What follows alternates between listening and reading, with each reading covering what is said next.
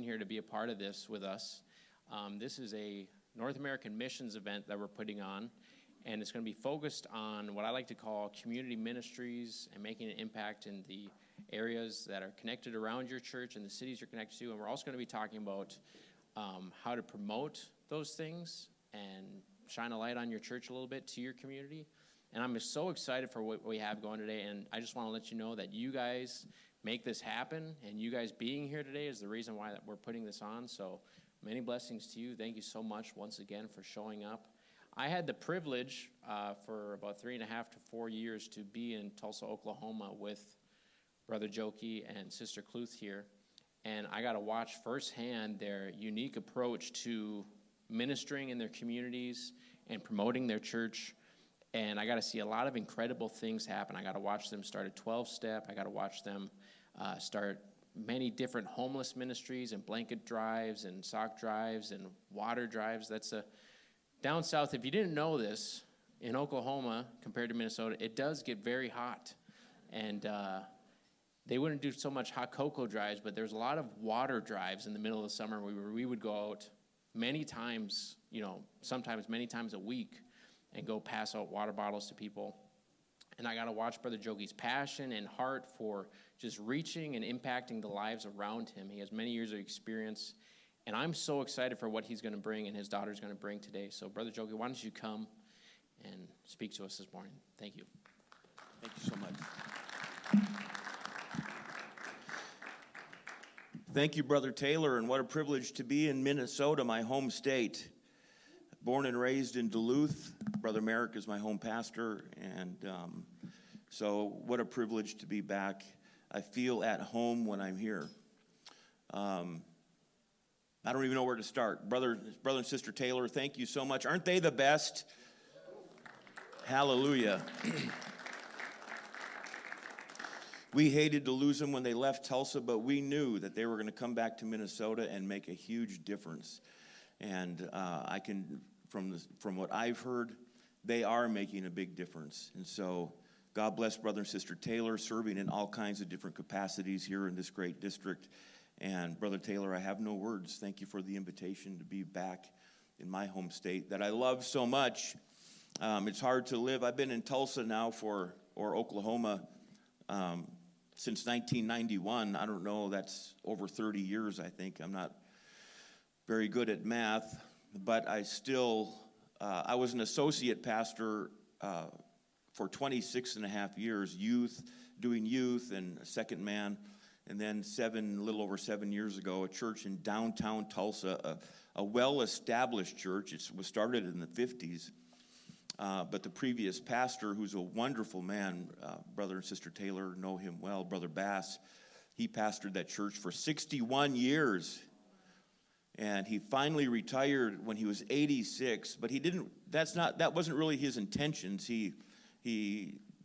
That's just kind of how it organically happened. And finally he got to the place where he just couldn't take it anymore. And one morning he said that the Lord spoke to him and asked me to come take the church. Anyway, that's not why I'm to tell you all of that, because I'm on time restriction and I have enough material to go for like 3 or 4 hours, and I have like 45 minutes. And I'm up here babbling about things that are not important. Minnesota NAM, thank you. Brother and Sister Taylor, thank you. Brother and Sister Marchant, is that right? Do I get it close? I say it wrong all the time. It's close enough. Thank you for being the host pastors of this event and the pastors of this great church. Brother Fleming, the presbyter, other district officials, ministers, pastors, everybody that's here, God bless you. Thank you for taking the time to be here. And don't you wish life, we were at the Mall of America yesterday, and we went to the center area where the kids play, and we put my granddaughter and the Taylor's kids on this Blues Clues ride, and there was a button in there. All they had to do was push the button to elevate it. And I was watching them go around and I thought, I wish I had a button like that in my life. I was just watching those toddlers just smiling and laughing, pushing that elevate button. And I thought, man, why? I was kind of looking around like punching buttons, but I'm still down in the dumps.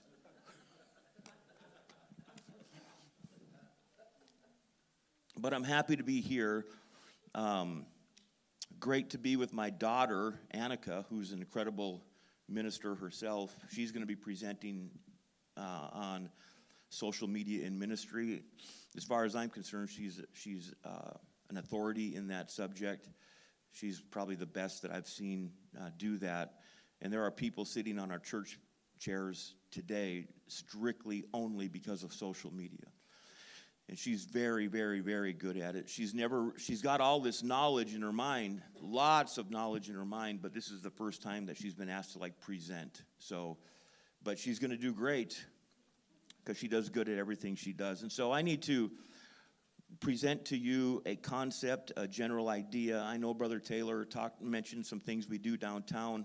Our church is right downtown Tulsa. And I'm not going to talk in particular like what we do every day downtown. Maybe I am, but I'm just going to present like a concept or a general idea of things that I've learned that would work downtown or in a suburban area. I just think this concept will work anywhere if you will just do it. And so I'm just going to get started because the way this unfolds, the Bible just presents it. In Acts chapter 17, I'm going to start at verse 16, but before I read that, are you with me? And you're okay and ready to start now? Because I'm going to start now. Enough of this babbling. But I want to encourage you to, I remember talking to an elder pastor one time, and the phrase came out, work your city. That was the phrase that came out. You've got to work your city. And this older minister, I remember, rolled his eyes and shrugged his shoulders and scoffed at, what do you mean, work your city? But that's what we need to do, is work our city.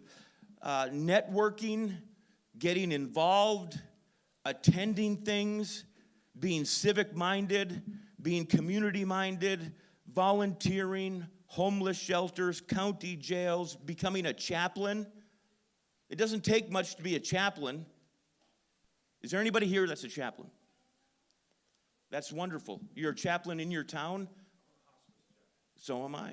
And I'm also, this is live streamed, and I'm just going to kind of say it anyway. And I'll maybe talk about it later, but I'm in the FBI. I'm an FBI chaplain. There's only 60 FBI chaplains in the world.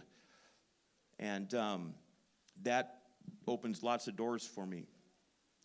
But you need to be if you're pastoring in a town or a community and you're not the police chaplain and you're not the fire chaplain, you should be. We'll talk about that as we progress. You should be working in your county jails, volunteering at homeless shelters, meeting the mayor, interacting with the city manager, and all of these things are super possible. Don't think they're not. And so in Acts chapter 17, at the beginning of the chapter, we find Paul, Silas, Timothy cruising around through Philippi, Thessalonica, preaching, teaching, doing missionary trips, and then all of a sudden they are separated. And in Acts chapter 17, 16, Paul separates from Timothy and Silas. They're out doing God's work, and for whatever reason, they separated. And the Apostle Paul dropped down to Athens, Greece, and was waiting. I want to read, you don't need to go to 15, but I want to read 15. So some people, this is 15, those who escorted Paul brought him to Athens and then left with instructions for Silas and Timothy to join him as soon as possible. Now they're apart.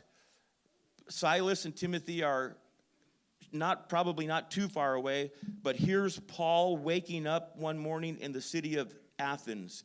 Look at verse 16. I'm just going to get started right away. Now while Paul waited, The title of this little class is called, it could be a million different titles, but I just finally decided to call it, What Are You Waiting For? But you don't need to put it back up. But here's the first point, 16. Now, he's in this big city of Athens, this Apostle Paul. Are you still with me? You're not getting confused already, are you? So this first line, now while Paul waited for them at Athens. While he waited, he was still doing stuff. While he waited for Timothy and Silas, he was looking around, he was engaged, he was checking things out while he waited. There was never a time in the ministry of Paul, he was not in the hotel chilling, although that would be kind of okay. We all need to chill. But he wasn't in the hotel just lounging around, putting together puzzles, waiting for Timothy and Silas. While he waited, you know what he decided to do? Check out the city. While he waited. I'm a hospice chaplain too, and I was in an assisted, I just do it part-time. I used to be full-time, and now I just do it a couple days a week, but I'll never stop because I just love that. I love interacting with these precious people and their families. And I was in a beautiful assisted living facility in Tulsa the other day, and a new guy was there, and I asked him, he was 92, he was sitting there in his wheelchair, waiting for the dining hall to open up, and here he is, 92, he had a couple of newspapers, he had an earbud in at 92, he was jotting notes down, reading a book, and I said, what are you doing? And he said, I'm waiting for the restaurant, I'm waiting for the dining hall to open, and I had just read this verse a couple of months ago, and I wanted to tell you, remind me of the Apostle Paul. While you're waiting, you're doing stuff. There's no, if you're pastoring a church, what are you waiting for? Just wait until this is gonna be crazy. Are you familiar with the story of Paul at Mars Hill? So while Paul waited, he was observant. He was what the whole verse says. And while Paul waited for them in Athens, he looked out his. I'm just paraphrasing here, as I'm sure you could figure out. He was looking out his hotel room, and his spirit was stirred in him when he saw that the city was wholly given to idolatry. He was watching, he was stirred, he was maybe taking notes, he was walking around, he was looking around, and as I'm just going to jump ahead a little bit. When it's time for Paul to make a speech on Mars Hill, this is how he starts it. He said, for as I walked, we're not there yet, but in verse 23, we're going to go verse by verse here, but when Paul winds up on Mars Hill, which is an amazing assignment that he winds up. And these kinds of assignments will happen to you if you get out and about. I just got to keep going. But when Paul was asked to speak on Mars Hill, the first words were, this is verse 23, and then we're going to go back. For as I walked around and looked carefully, that's what while he was waiting, you know what he was doing? Walking around the city, checking things out. And I don't care if you're pastoring or working for the Lord in a suburb or in a downtown. It doesn't matter. Even in a suburb, are you walking around? Are you checking things out? Are you going to City Hall? Are you stopping by the cop's office? Are you going to coffee shops, what we're going to talk about in just a little bit? Are you out walking around? What are you waiting for? The verse starts by saying, Paul and Silas are separated, and Paul wakes up in Athens, Greece, and instead of just laying around waiting for Timothy and Silas to get there, while he waited, he was out checking out the city, getting a vibe for the city, figuring out the city. And the Bible said that he was stirred in his spirit when Paul saw how the city worked. He was checking out their culture. He was getting a feel for the city. He was trying to understand the city. And through all of this, all of a sudden, his spirit became stirred. The first point I want to make is what are you waiting for? Start today. Start tomorrow. Get out. I've only been, every time I got here, we got here Thursday evening, we drove up. Friday morning, I was at a coffee shop. Does anybody ever heard of the comedian Mitch Hedberg? He grew up in this part of the Twin Cities. His dad was my dad's best friend. So instead of just sleeping in yesterday, I texted Mitch Hedberg's dad, Arnie Hedberg. Does anybody know what I'm talking about? If you don't know who Mitch Hedberg is, YouTube him. Not right now, later. He's one of the funniest comedians ever. He died about 17 years ago with a heroin drug overdose in a hotel. But I grew up with him. And his dad and my dad were best. He's very popular. They're doing a documentary on him right now that's like going to be, Arnie, Mitch's dad, yesterday asked me if I could be interviewed for this documentary that's coming out. But yesterday morning, when it would be tempting to just sit around, I met the Marchant young lady at Caribou. Is she here? Your daughter? There she is. Remember this? Do you remember this? Yesterday morning, here I am chatting with this Marchant girl, and Mitch Hedberg's dad, Arnie Hedberg. I'm meeting him for coffee. I'm interacting with him. He's 84 years old. He's asking me about church. He kind of told me that he's 84, and he was inquiring to me about church and what do I need to do to get my soul right. I feel like that my life is coming to a conclusion. It would have been so tempting to stay in the hotel, but here I am meeting Arnie Hedberg, Mitch Hedberg's dad, at Caribou at 8:30 in the morning, interacting, talking to Sister Marchant,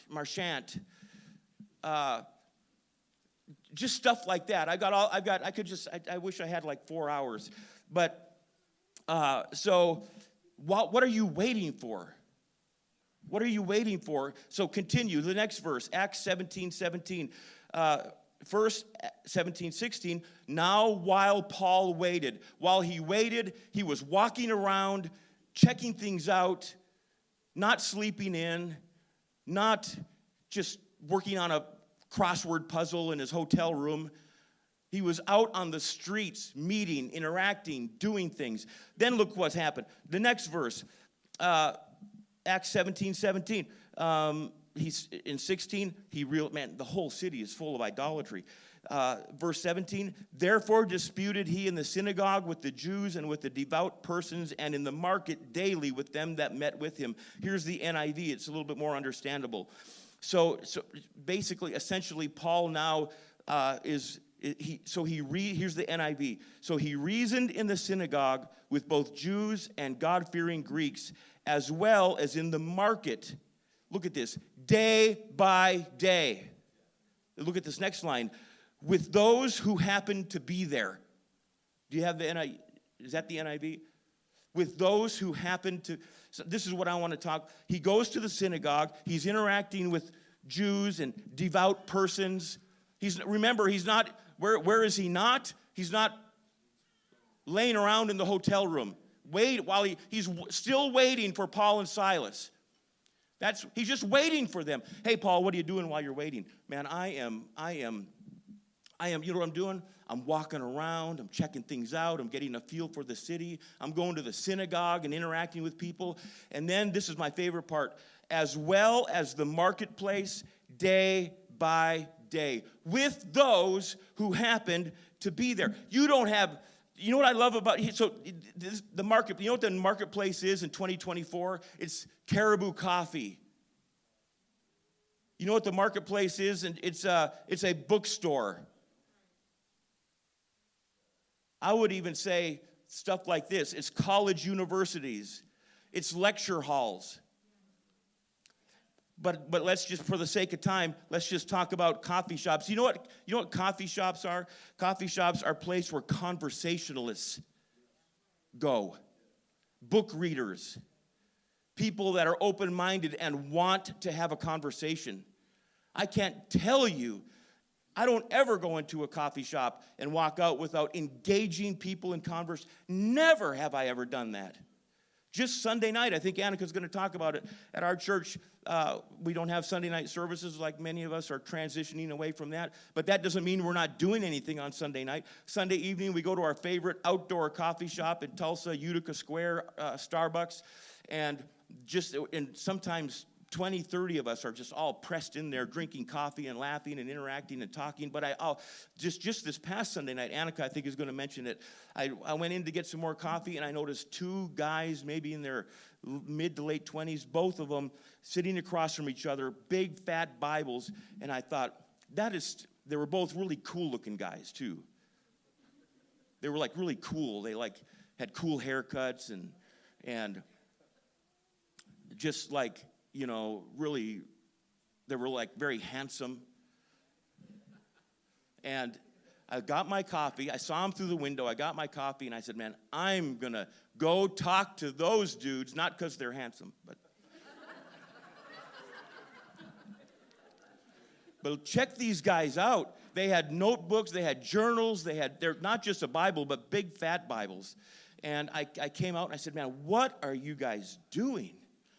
And they just lit up, and they said, man, we're studying the Bible. We're a part of a young men's Bible study group, and we go through these assignments, and I started, that is so cool, and talking and interacting, and they asked me who I was, and I told them who I was, and told them where our church was. I didn't have any cards on me, so they said, well, what's your social media stuff? And I yelled down the hall, or I yelled down the patio to Annika, what is our social media?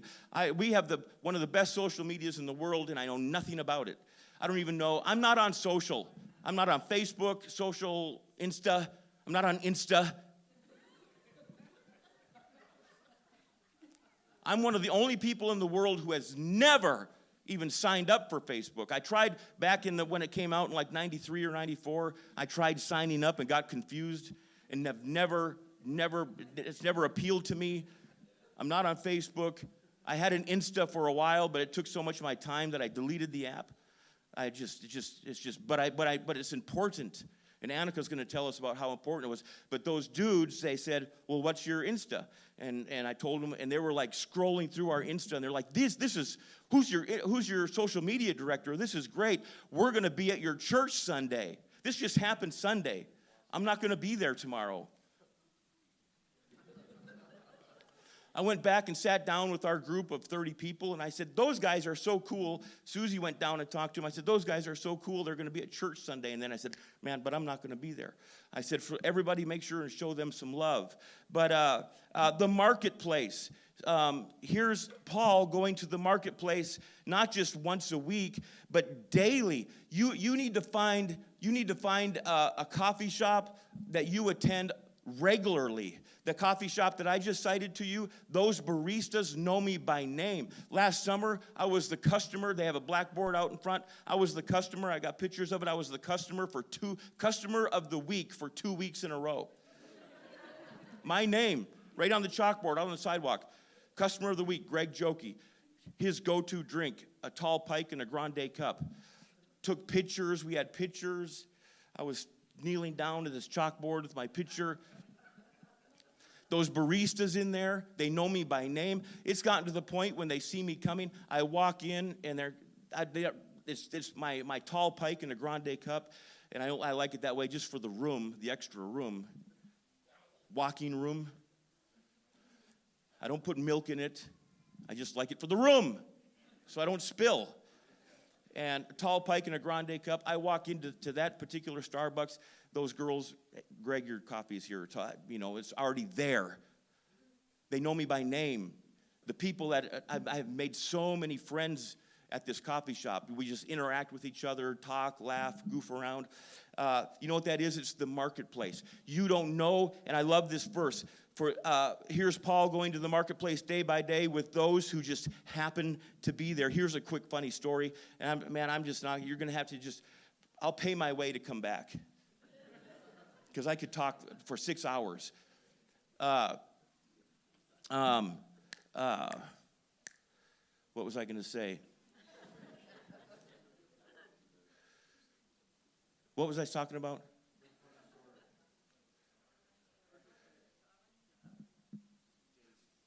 Okay, Here's some people. Here's something. So has anybody ever heard of, have you told them about Danny Boy O'Connor? Has anybody heard of has anybody ever heard of the rap group House of Pain in the mid-90s? Jump Around? Has anybody heard of that? One of the most famous. So I'm at a coffee shop about 3 years ago. Check this out. And I just have so much I could say. I'm at a coffee shop, and then Danny Boy O'Connor, who was one of the 3 original guys from the group House of Pain. Later, if you're journaling, write down House of Pain, write down Danny Boy O'Connor, and check it out later. Danny Boy O'Connor is a very famous millionaire, and I'm at a coffee shop, and I noticed him over there, and he's like 6'7". You could just feel his personality, and I couldn't help myself. I was sitting there with Susie, and I said, something about that guy. I'm going to go over there and talk to him. So I got up and I walked over and I said, and here, just not enough time. Has anybody ever heard of the book, The Outsiders? That was a true story written in Tulsa. That's a Tulsa story. S.E. Hinton, Susie Hinton, wrote that book when she was in high school in Tulsa, Oklahoma in the 60s. It's an interesting book. It's almost mandatory reading in English for high school students, The Outsiders. And they did a movie in 1983 in Tulsa, and there's the Outsiders house, the house that they used to film where these people lived. And they were getting ready to demolish it when Danny Boy O'Connor came to Tulsa, bought it, turned it into a museum, and now he just lives in Tulsa. Moved from L.A. to Tulsa, and he calls me his pastor. We're very close friends. There he is at the coffee shop. I didn't know who he was. I walk up, and as I'm getting close to him, he's got a gray hoodie on, and it says Outsiders House. And I just read an article a couple days before that a new guy had bought the Outsiders House. So I walked up, and when I get close to him, I'm like, oh, he's the new. I said, are you the new guy that bought the Outsiders House? He said, yeah, man, I'm Danny Boy. And he says, I sit down with him. Now I'm talking to one of the 3 members of House of Pain. I didn't know who he was. As a matter of fact, that night, Brother Taylor and I met at McDonald's in Glenpool, remember? Do you remember this? And I told him, I said, today I met this, and he knew more about it than me. He said, House of Pain? Yeah, my dad plays that all the time.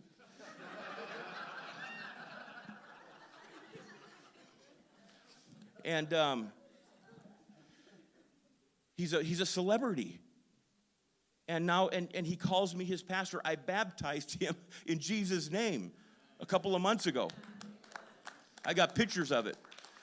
He calls me his pastor. He's getting ready to get married. He wants me to officiate him and his fiancée, Holly. I'm very good friends now with Danny Boy and his fiancée, Holly.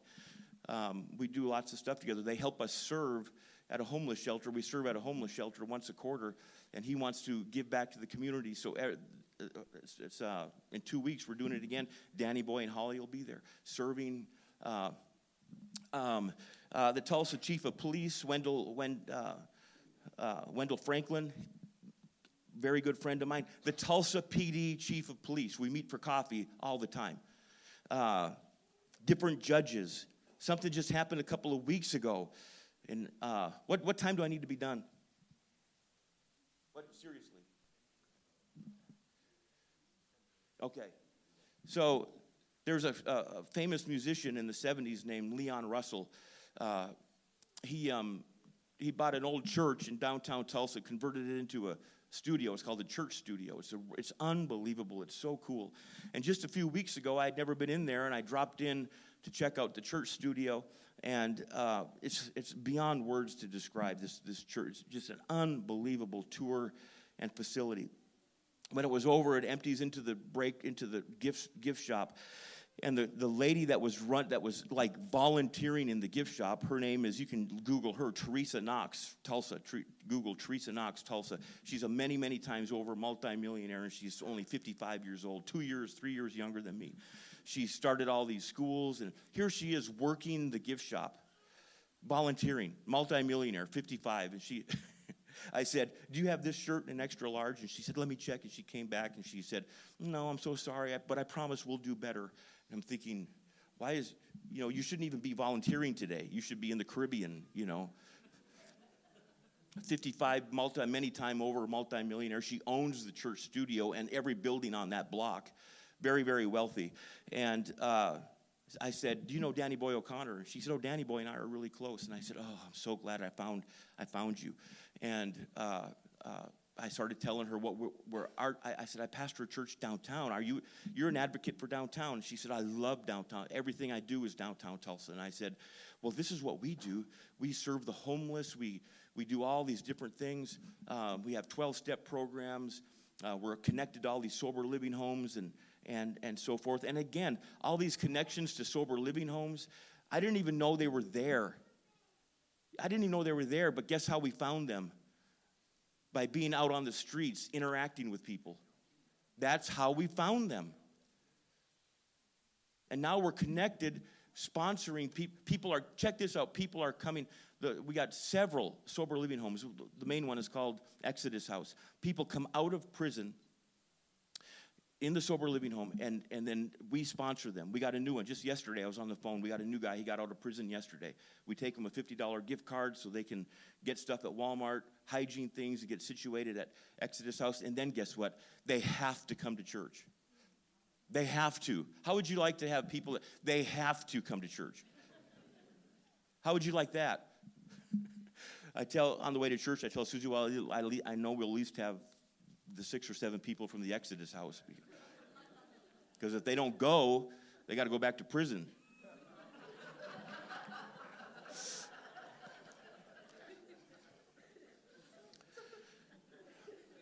So we got that going for us. And now we're connected through the Exodus House, other people and other people and other people and other people. Now we're connected to 6 or 7 or 8 sober living homes and they're just homes. You would drive by them and not even know they were a sober living home. People just buy these homes and sign contracts and so, but all of that stuff, there's just so much stuff. So I'm just skipping things. So, but Teresa Knox, she's a many times over millionaire, and when I mentioned Danny Boy, she said, oh, I know Danny Boy. And then when I told her that I baptized, she said, you're the guy that baptized him. She said, I knew you looked familiar. I saw his Facebook post. You're the guy that baptized Danny Boy. And I said, yeah, that's me. She said, well, okay then. And I told her all the stuff we're trying to do in downtown Tulsa. She said, let's meet soon for coffee. I might want to partner with you on some of these things. That would have never happened. None of this stuff I'm talking to you about would happen if I was just waiting at home. What are you waiting for? While Paul waited, he was just out interacting, doing things, going to the marketplace day by day. And so maybe you don't have the time to go day by day, but you should go frequently. Go to these different places. Go frequently. Get to know people. And then I love this line, who happened to be there? You just never know who's going to be there. Different conversationalists. I just have so many quick stories. This was just happened recently. This was kind of funny. I'm a volunteer chaplain at the Tulsa County Jail, and they were doing some mandatory training, and I got an email from the chaplain at the jail, and he said, it was just an email to all the chaplains who said, we got to do some mandatory training, and if you can't be there, we can't use you anymore. And so it took me a day or two to sign up, and I signed up, and the chaplain, who's a good friend of mine, texted me back and said, I'm sorry, Greg. He said, we ran out of space. And I said, oh, well, I'm so busy anyway. Maybe that's just the way it's supposed to be. So, the next day, guess where I was? My favorite coffee shop. And who comes walking up is 3 guys with Tulsa Sheriff uniforms on. And they sit down at a table next to me. And the Tulsa County Jail is run by the Sheriff Department. So I'm drinking my coffee, and I'm kind of looking over and eavesdropping. And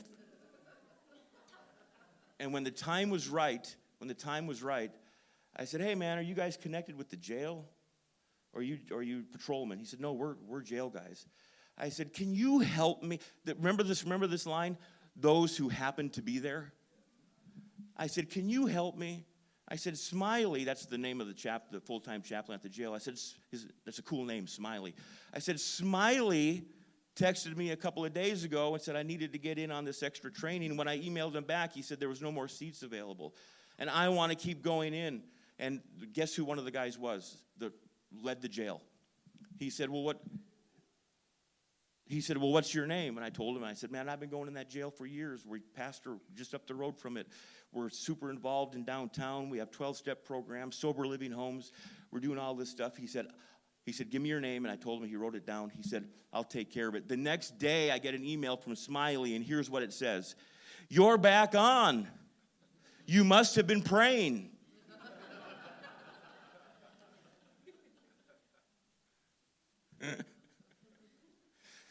Yeah, I was praying really hard, Smiley. I was drinking.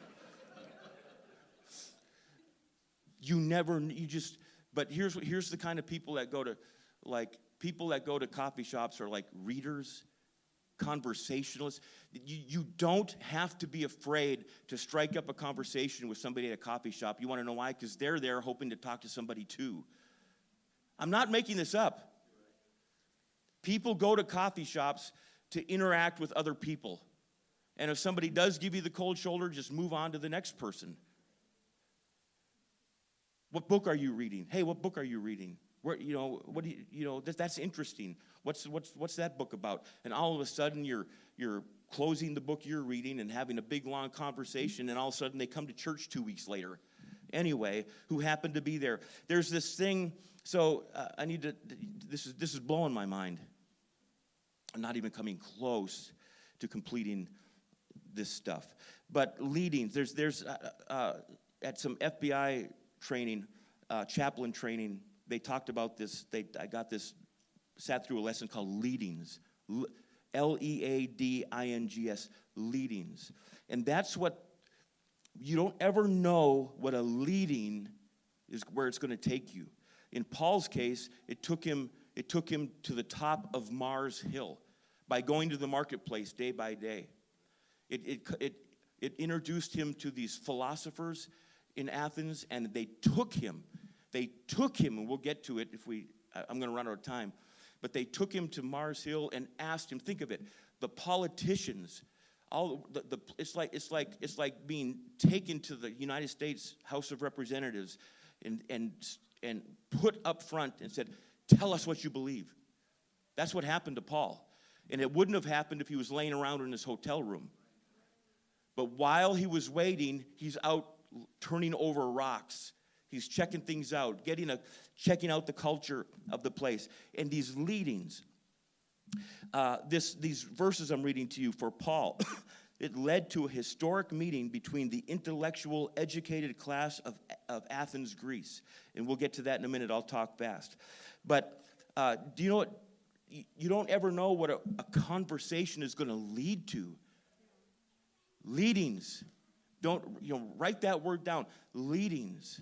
A conversation with somebody, all of a sudden you find yourself in their house ministering to their family. Or all of a sudden you find yourself at a different coffee shop in a more private meeting with a husband and a wife trying to help them through some kind of a situation. Or even greater than that.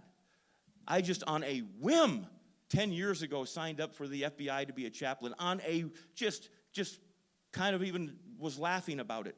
And I called the FBI, and I said, in Tulsa, I said, you guys have FBIs, or FBI chaplains? And they said, we do. And as a matter of fact, I can't believe the timing of your call. Our chaplain just retired a couple days ago. He said, give me your name and number, and he gave me his name and number, and this was a Friday. He said, I'll send your stuff down to the field office in Oklahoma City, and we'll call you back. And when I hung up the phone, this is exactly what I thought. I thought, well, it was fun while it lasted. I didn't think they would call me back. I thought, for 30 seconds, I talked to an FBI agent. It was fun while it lasted. Click. Monday morning, my phone rings. This is the FBI. We need a chaplain in Oklahoma. And I said, well, man, I'm your guy. So interviews. 3 years. It took 3 years.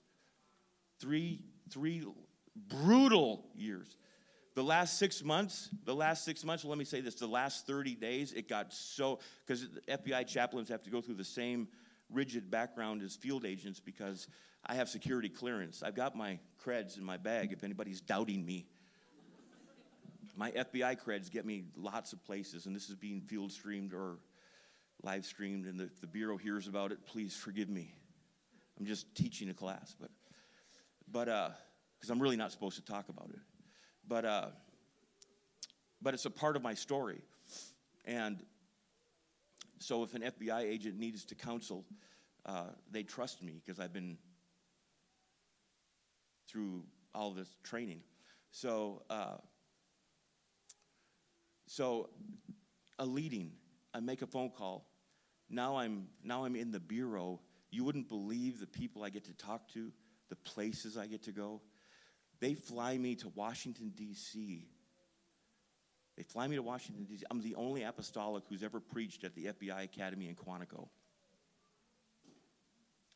They fly me to Washington, D.C. They send me notes. This is what you're supposed to do. Get off the plane, go to this part of the curb. A black van will be there. I'm not kidding. And the first time this happened, I'm in this black van, and we pull out of Reagan National Airport, and I'm looking out the window, and we're driving by the Washington Monument. I can see the White House in the distance, all these different landmarks, and I'm like thinking, I've got my Bible in my hand, essentially, and I'm like, how is this possible? A dopey, broken down kid from a dysfunctional family in Duluth, Minnesota. My dad was an alcoholic. My mom and dad divorced when I was 13 years old. I stumbled into the Apostolic Gospel Church, dysfunctional, clueless. Just somebody help me in Jesus' name. Can somebody help me here? And now I'm on my way to the FBI Academy in Quantico to do ministry, to provide pastoral care to these agents that are there, to preach. The first time I preached at the academy, when I was done preaching this little chapel at the academy, you have to go through like six security gates. It's really intense. And I got done preaching, and one of the cadets came up to me with tears in his eyes, just a really quick story, and I've ruined this whole presentation. And he walks up to me with tears in his eyes, and he says, "I'm from Hawaii. And yesterday, my wife was in a car accident, and she broke one of her legs." And he had tears in his eyes. He said, "If I got her on FaceTime," he said, "would you pray for her?" And it was like in the middle of the night in Hawaii. I said, "Yeah." I said, "Sure." He dials up his wife and wakes her up, and he's looking into his phone, and he's crying. He said, "I've got the chaplain here. He's going to pray for you." And he hands me his phone, and I'm like looking at this lady rubbing sleep out of her eyes in Hawaii. And I said, "Hey," I said, "I'm the chaplain here. We just had church. Your husband really loves you and cares for you. He's asked me to pray for you." And I just prayed for her through the phone. That agent still emails me and still talks to me and thanks me for it. But leadings, that's an extreme leading. But I've had other leadings. Like all of a sudden I'm in the Tulsa City Hall. Like, how did this happen? Well, it's because you got acquainted with the chief of police. There was the mayor had an event. This is years ago. The mayor had an event. I showed up, and they opened it up to just anybody that wanted to speak. Guess what I did? I'll speak. I just strolled up to that mic, made some comments about downtown Tulsa. Everybody stood and clapped. No, they didn't really.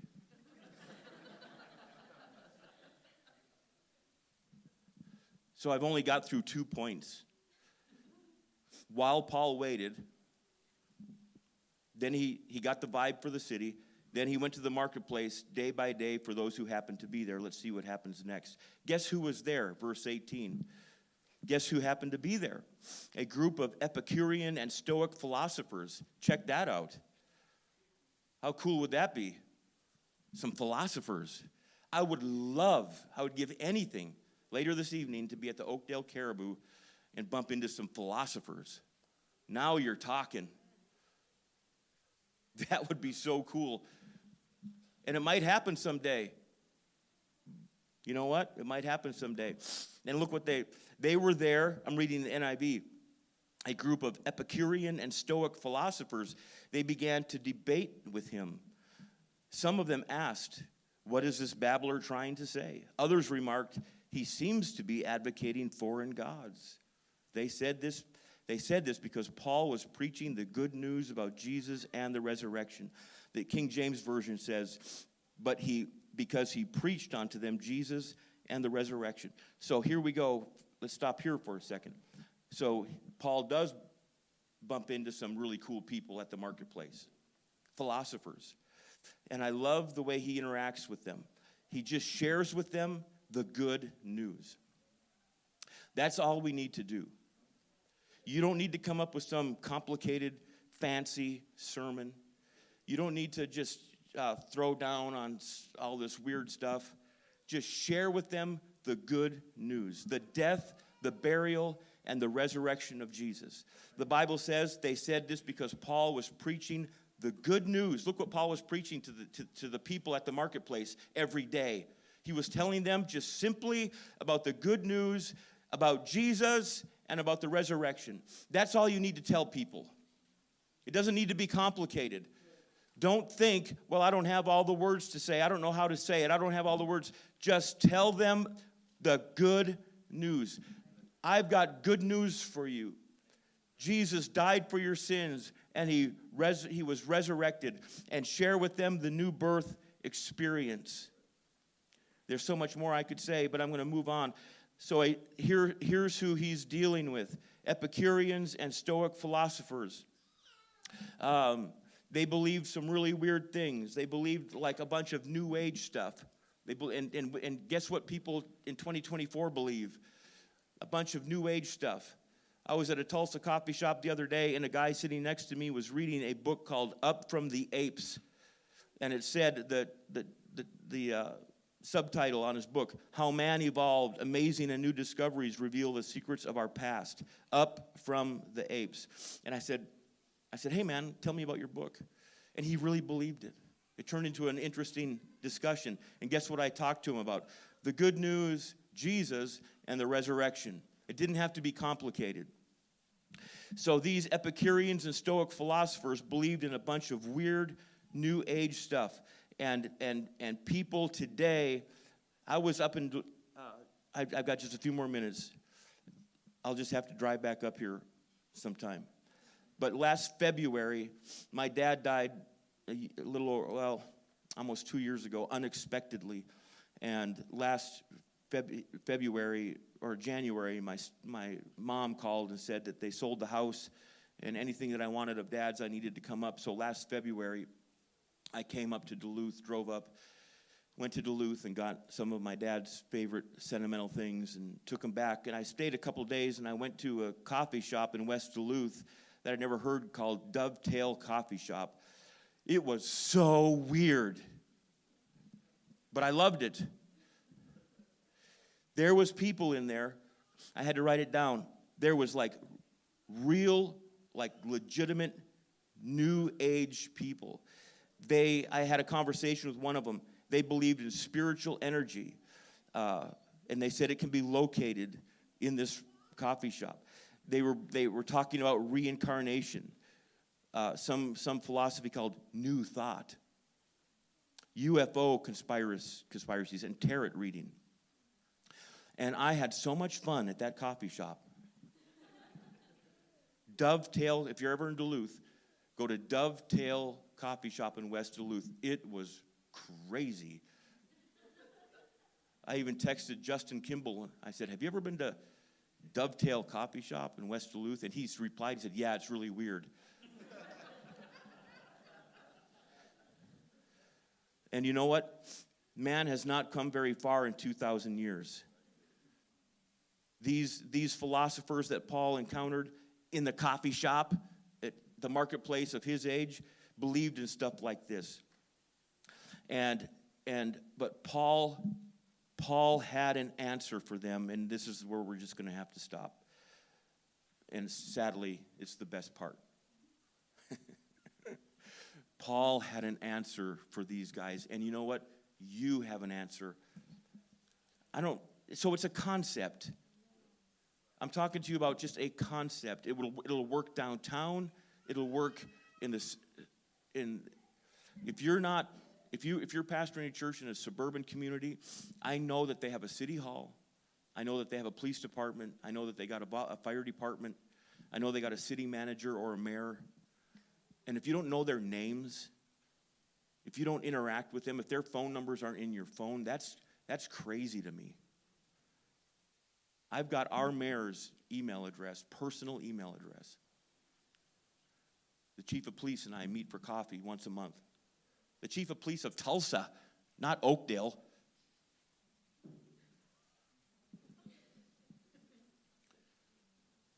Tulsa. Like, he texts me and says, pray for me about this.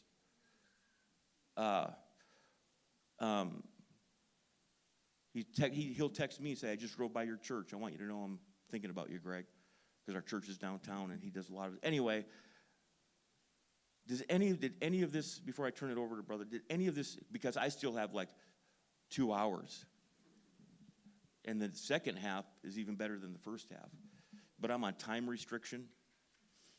Thank you, Brother Taylor. I'm done. Thank you.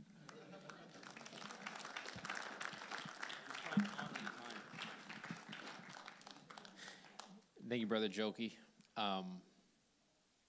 I've seen him do it a bunch of times. You know, he told you a few stories, and when I say a few stories, he has hundreds of them like that. I can't help but remember when I first moved to Tulsa, we went to this pizza shop. I think it was like Andolini's. We walked in there, and there's this gentleman, very tall, large black gentleman with these glasses on. I remember the glasses specifically because we walk in, and he's sitting by himself at a table. And Brother Jokey sees him, and he walks straight up to him, and he goes, hey, man, I like your glasses. And Greg Beggs looks up, and he goes, well, thanks. And we start off a conversation with him. He goes, well, what are you doing down here? What do you do? And start talking about the church, and it was a Saturday. And Sunday morning, the next day, we had church, and Greg Beggs shows up, first person there, ready to have church. He has a business Sunday. Most of the time, he stops to pay his tithes. Every single Sunday morning, has church way of doing it.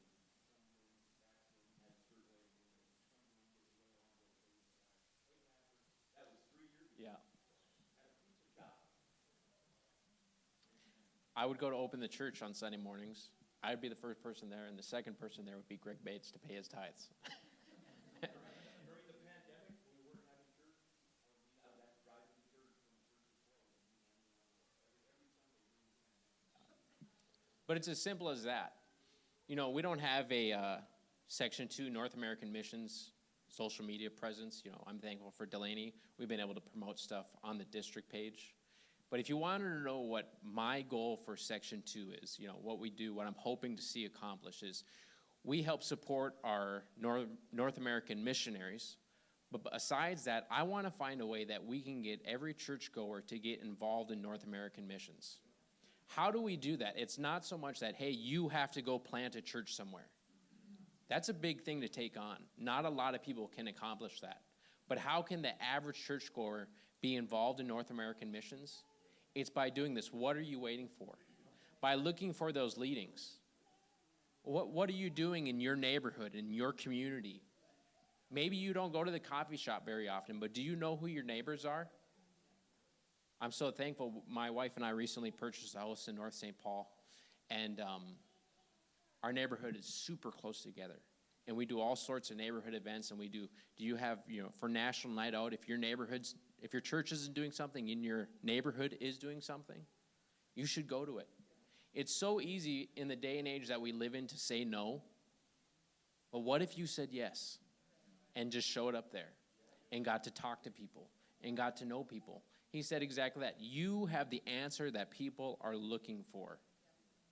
And I believe that if you want to get involved in North American missions, that's how you get involved, is by talking to people, to get involved, to follow these leadings, to not just wait inside your house, but I'm going to see what's going on in my city, in my community. If you're looking here today and you're like, how can I help my pastor? Help your pastor by getting out there and talking to people. Amen. Thank you so much. We're going to take a short 10-minute break, and we're going to move into our next session. God bless you. I'm washing his blood.